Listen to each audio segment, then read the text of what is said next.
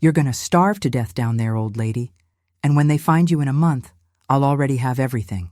My own son screamed that at me while I begged him to open the basement door. Then he threw my cell phone down the stairs and walked away whistling like he'd just solved the world's simplest problem, getting rid of his mother. But Derek made one mistake. He underestimated me. And when I got out of there after 19 hours, I knew exactly how I was going to destroy his life. Before I continue with this shocking story, please subscribe to the channel and let me know in the comments where you're watching from. I'm sure my story will touch your heart. My name is Carol, and my son tried to murder me for a house. That simple, that brutal. 30 years of my life completely dedicated to him, working double shifts, sacrificing my dreams, my relationships, my youth, everything to give him the best. And he decided he couldn't wait 3 more years to inherit my mother's house. Derek is 30 years old and lives with me without paying a dime in rent. He doesn't work, or at least not legally, because he always has money but never tells me where it comes from. Lately he'd been nervous, getting strange phone calls, going out at weird hours. But I, like the blind mother I was, thought it was just normal work problems. The house we live in Brooklyn Heights, is worth a fortune. Mom left it to me with one condition. It would be completely mine when I turned 60. Until then, I could only live in it. Derek knew this condition better than I did, because he'd been going through the will documents behind my back for months. That Tuesday morning, he woke me up with coffee and a fake smile that I should have recognized as dangerous. "Mom, I need to ask you a favor. I need you to go down to the basement and look for some boxes that Grandma stored down there. Important documents." "What documents, Derek?" "Bank papers. Old stuff. It's urgent. Please go down now." There was something strange in his tone, but he was my son. I never thought he could hurt me.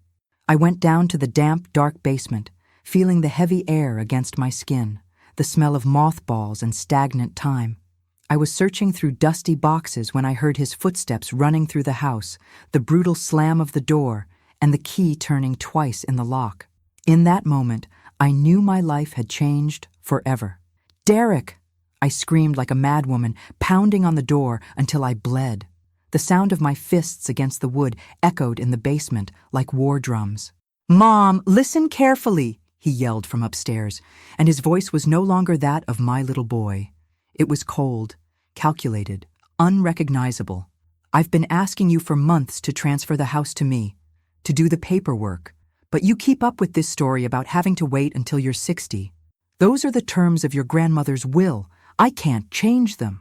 "Yes, you can. The lawyer explained everything to me, but you're too selfish to understand that I need that house now. Open the door, please. Let's talk." "There's nothing to talk about. You're gonna starve to death down there, old lady, and when they find you in a month, I'll already have everything. Nobody's gonna ask questions because everyone knows you lived alone with me." The sound of my cell phone crashing against the stairs was like a stab to the heart. The pieces of glass and plastic rolled to my feet while I listened to his footsteps walking away. Then, the most terrifying silence of my life. I sat on the cold basement floor, trembling not from cold, but from shock.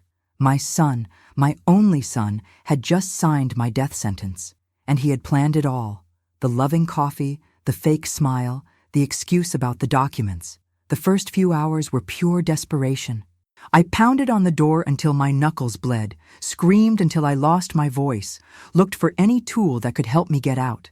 But Mom had designed that basement like a fortress. The walls were thick, the door was solid, and the only window was too small and too high up. Upstairs, I could hear normal life. Television, music, the refrigerator door opening and closing. Derek was calm, living as if there wasn't a woman slowly dying in the basement of his own house. I even heard him cooking something in the kitchen. The smell of frying onions reached down below, mocking my growing hunger. When night came, something began to change in me. The initial desperation transformed into cold, calculating rage. In the darkness, surrounded by the smell of dampness and stored memories, I began to remember things I had forgotten. Things about Mom, about this house, about secrets she had confided in me before she died. Mom hadn't just been a sweet old lady who kept cooking recipes. Mom had been a very intelligent, very careful, and very distrustful woman, especially distrustful of Derek's intentions. "Carol, that boy has no heart," she had told me years ago. "Be careful of him, when I'm not around. I had thought it was grandmother's jealousy, but now I understood it had been a warning that came too late. The 7th hour locked up was when I began to plan my revenge. At that moment, I stopped being the victim and became what Derek never expected. A woman willing to do anything to survive. In the basement, there was an old ventilation system that connected to the backyard. It was small, but Mom had shown me how to open it from the inside in case there's ever a fire or an emergency. I never thought I'd use it to escape from my own son. But before escaping, I needed to find something. Something Mom had hidden years ago and that I had completely forgotten until that night of terror. Among the dusty boxes, guided only by memory and the little light coming through the ventilation, I searched until I found a shoebox marked with my father's name. Inside, carefully wrapped in plastic, were the documents that would change everything. Mom had discovered before dying that Derek wasn't just an ungrateful grandson. He was a criminal. He had been stealing money from her bank account for years, forging her signature, selling her valuable belongings behind her back. Mom had hired a private detective and had all the evidence. "If that boy ever hurts you," she had told me before dying, "these papers will send him straight to prison, but I hope you never have to use them." There was also Mom's real will, a document that Derek had never seen, where she completely changed the terms of the inheritance. If I died before 60, under suspicious circumstances, the house would go directly to a charity foundation. Derek knew nothing about this. While I reviewed the documents with trembling hands, I heard someone arrive at the house. Voices. A young woman and Derek talking quietly in the kitchen, right above where I was. "Is it done already?" asked the female voice with a New York accent. "Yeah, in a week everything will be resolved," my son answered with a calmness that froze my blood. "And if someone asks about her? Who's gonna ask? She has no friends, no family. The only one who might worry is that nosy old lady next door, but I'll tell her she went to take care of a sick cousin upstate." My blood froze. He hadn't just planned to kill me, but he had already thought of the perfect alibi. He had calculated every detail of my disappearance. The woman laughed, a cruel laugh I'll never forget.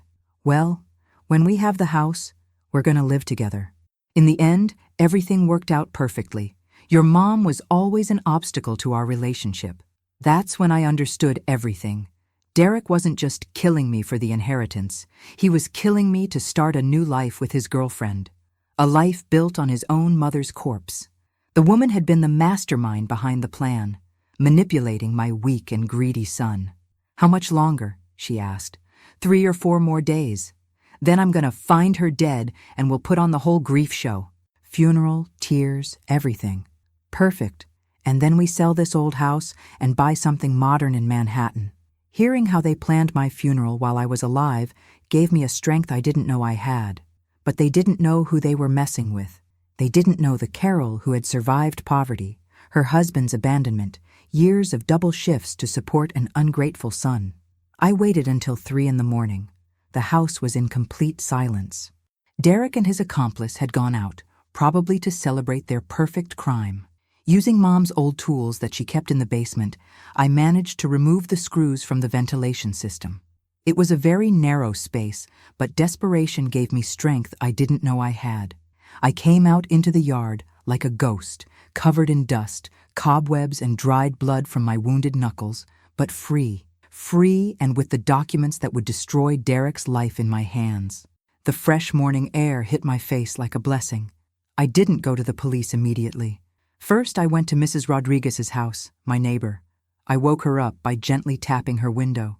When she saw me, she almost fainted from shock. "Carol, I thought you were dead. Your son told me you had gone on a trip." I told her everything and asked her to be a witness to what had happened. Rosa, who had been a nurse for 40 years, treated my wounds and helped me shower and change clothes. Then I called Mom's lawyer, the private detective she had hired, and finally the police.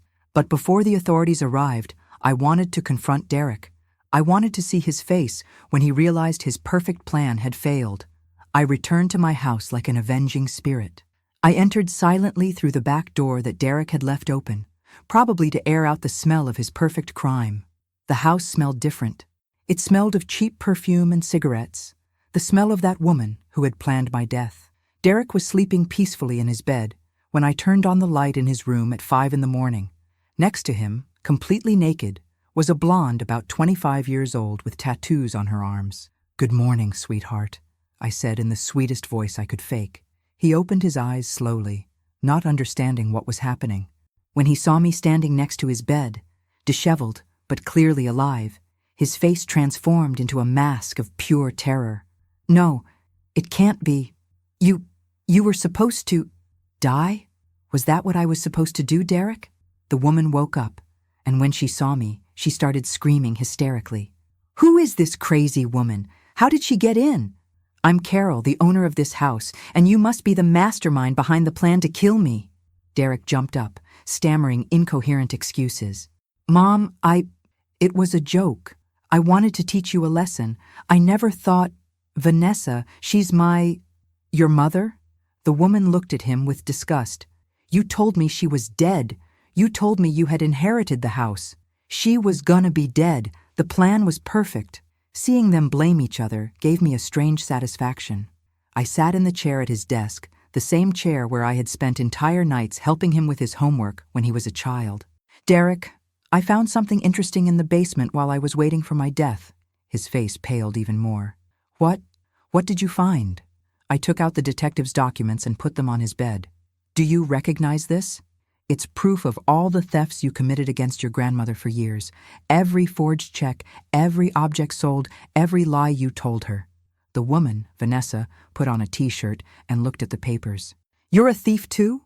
You told me you were an accountant." "Shut up," Derek yelled at her. "You told me to do it. You convinced me. I told you to become independent from your mother, not to kill her. Liar."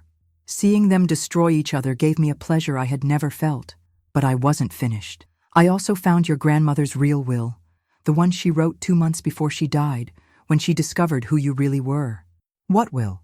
"The will where it says that if something happens to me before I turn 60, especially something suspicious, the house goes directly to the Foundation for Orphaned Children in Brooklyn. You don't get a penny, Derek." He got up abruptly, his eyes bloodshot with rage. "That can't be. Grandma promised me the house would be mine. Your grandmother promised you many things before she knew you were a thief, a liar, and a failed murderer." Vanessa got dressed quickly. "I'm getting out of here. This is too crazy for me." "You're not going anywhere," I told her with a calm that surprised even me. "You're both going to pay for what you did to me."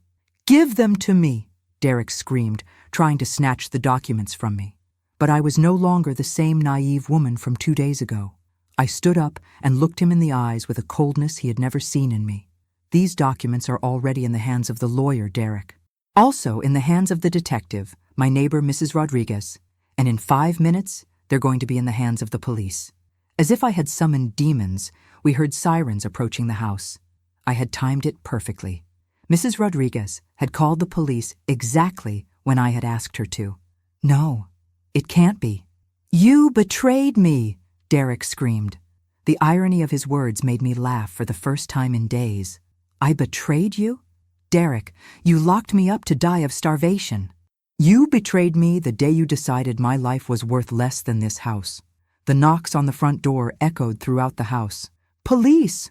Open the door!" Derek collapsed on his bed, crying like the child he had once been. But these tears didn't move me. They were tears of self-pity, not repentance. "Mom, please, we're family. You can't do this to me. I'm your son." "Family." I repeated the word as if it were a strange concept. "Do you know what family is, Derek? Family is the woman who worked 20 years at 2 jobs to pay for your college. Family is the woman who gave up vacations her whole life so you could go to summer camp with your friends. Family is the woman who sold her wedding jewelry to buy you the computer you wanted." The knocks got louder. "We're going to break down the door. But above all," I continued, "family is the woman who could have reported you years ago for stealing from your grandmother, but chose to protect you because she believed you could change." Vanessa had already jumped out the bathroom window and was running through the yard, but I knew she wouldn't get far. The police had surrounded the house. I walked toward the front door, but before opening it, I turned to look at Derek one last time. He was curled up in his bed, trembling like a cornered animal. "That woman who protected you no longer exists, Derek. You killed her when you closed that basement door." I opened the door and 5 police officers entered. The officer in charge looked at me with genuine concern. "Mrs. Carroll, are you okay? We received a very serious complaint from your neighbor." "I'm fine now, officer. My son is in his bedroom." Derek had tried to escape through his room window, but the police had already surrounded the house. They brought him handcuffed to the living room, where I waited sitting in the armchair where I had rocked him when he was a baby. Seeing him with handcuffs produced a strange mixture of pain and satisfaction in me. "Carol Martinez, do you confirm that your son Derek Martinez locked you in the basement of this house with intent to cause you harm?" I looked Derek directly in the eyes. He was silently begging me, moving his lips to say, "No, Mom, please." But those eyes could no longer manipulate me. "Yes, officer." "Do you confirm that he destroyed your cell phone to prevent you from asking for help?" "Yes." "Do you confirm that he threatened you with death to force you to sign property transfer documents?" Derek broke down. "No, it was a misunderstanding. She got confused." But I was no longer listening to his lies. "Yes, officer. My son planned my death to speed up his inheritance, and I have evidence of other crimes he committed." I handed the officer all the documents Mom had kept, the forged invoices, the fraudulent bank transfers, grandmother's jewelry sold without authorization. The private detective arrived at that moment with more evidence. "Mr. Martinez," said the officer, "we also have evidence of fraud, document falsification, and aggravated theft against your deceased grandmother." Derek's face completely fell apart. "How? Your mother gave us all the evidence your grandmother had compiled before she died." At that moment they brought in Vanessa in handcuffs. She was dirty, disheveled, and when she saw me she tried to attack me. "This is all your fault, you old bitch. If you had signed the papers, none of this would have happened." "Vanessa Ruiz," said the officer, "you are under arrest as an accomplice to attempted murder." "I didn't do anything. I didn't know anything about this." She lied shamelessly. Derek looked at her with pure hatred. "You told me to do it. You told me it was the only way for us to be together. You planned everything." "You're crazy. I never told you to kill your mother. I just wanted you to become independent." "Liar! You told me she was an obstacle, that as long as she lived, we would never be happy." Seeing them blame each other confirmed something to me. Derek wasn't just evil, he was weak. He had been manipulated by a woman who saw in him an easy opportunity to get money. The officer approached me.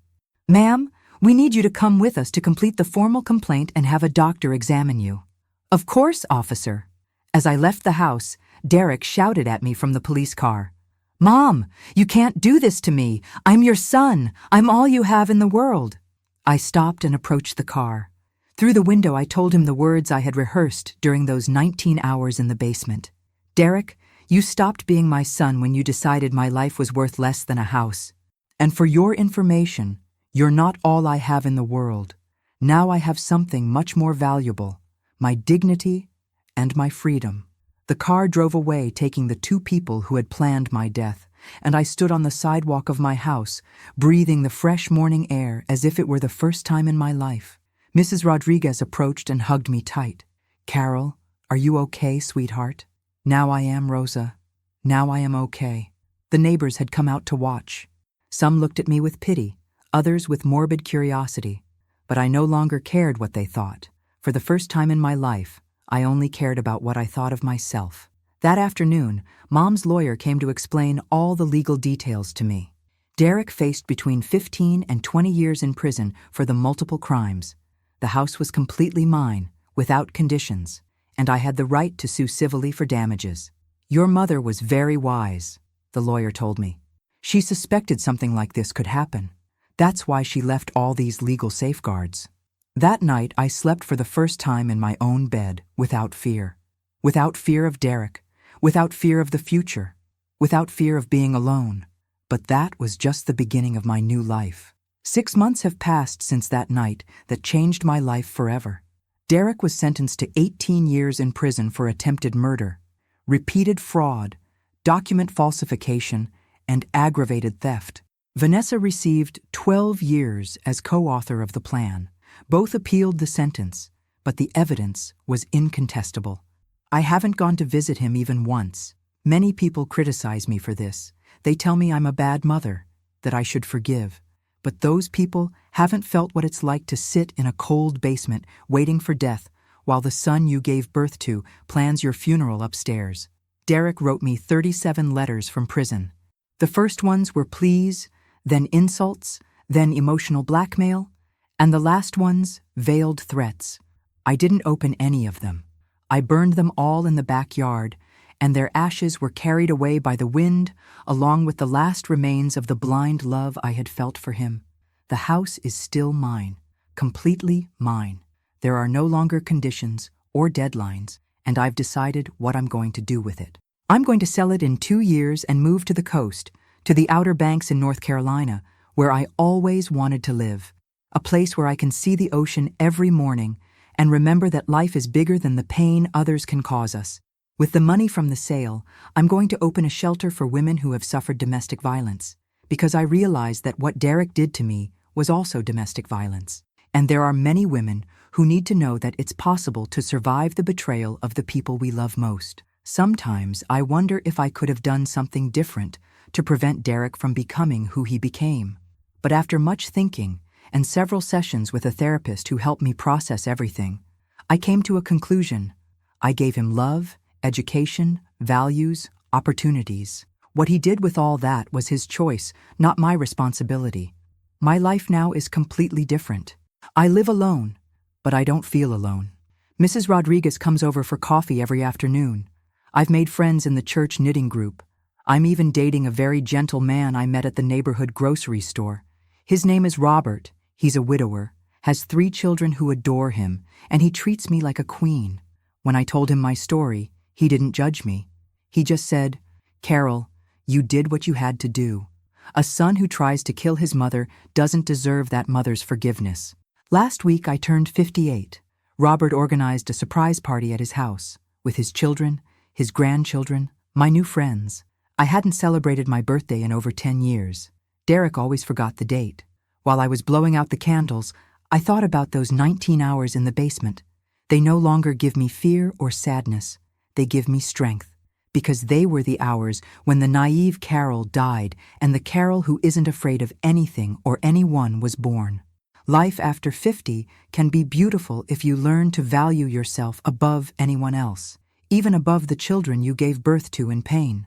My son tried to kill me for an inheritance, but without knowing it, he gave me something much more valuable: the freedom to live without fear, without guilt, and without the burden of loving someone who didn't deserve me. Some nights when I'm sitting in the yard looking at the stars, I think about Mom. I know that from wherever she is, she's proud of me. Proud that I finally learned to defend myself, to value myself, to choose my own happiness. And that Carol I discovered in the basement, that brave and determined Carol, is ready to live the rest of her life on her own terms, surrounded by people who truly love her. If this story touched your soul, please like, subscribe, and share your thoughts in the comments. For the next story, click on the box to the left. Thank you for joining me.